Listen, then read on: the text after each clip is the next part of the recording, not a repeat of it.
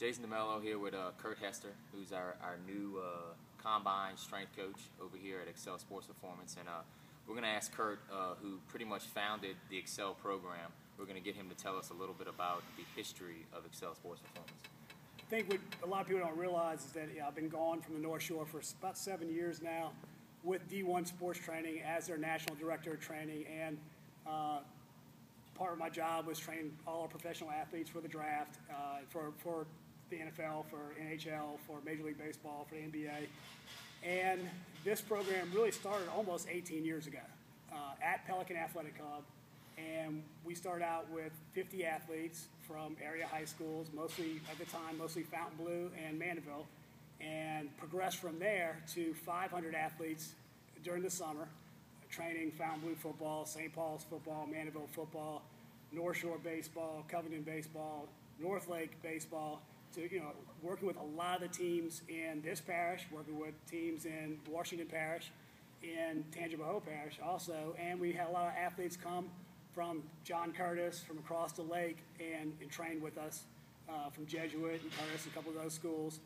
So, people didn't realize that we started almost 18 years ago when you were actually in high school, and Jason worked with us through high school, through playing college football, then as an intern, as an assistant, as a head coach, and to now owning the XCel program here in Madisonville. So it's been a longer legacy and road than most people realize, because I don't think a lot of people realize that we were ever really associated with each other. Yeah. Tell us about some of the athletes, the pro athletes that you've trained in your career. I've had the pleasure of training 3 Heisman Trophy winners, Tim Tebow, Herschel Walker for MMA fighting, and he was undefeated when we were working together, and Reggie Bush. And I actually work with Reggie on a nonprofit organization called TD1, where it's a scholarship program for high school athletes. Good.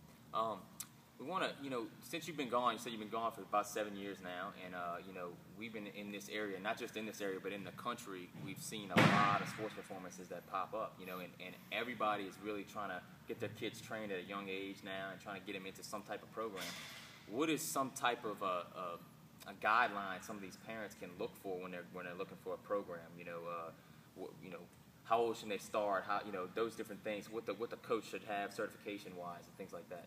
I think one of the first things is that parents get wowed by facilities. Whether it's these huge fields or weight equipment or what they think is high-tech equipment, and that's the first thing. They'll look in and they'll think, oh, this is unbelievable, and they're wowed by equipment and facilities when it's the coaching that counts.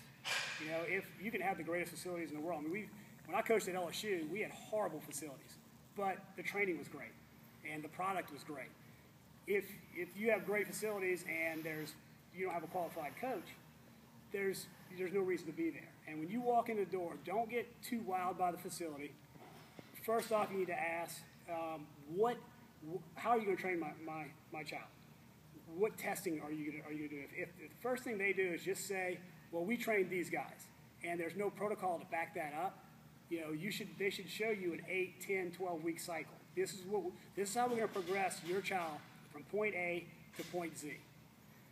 There should be a lot of testing involved, FMS testing for muscle imbalances. There should be athletic testing that they do on a cycle basis, so that you know where they started and where they ended.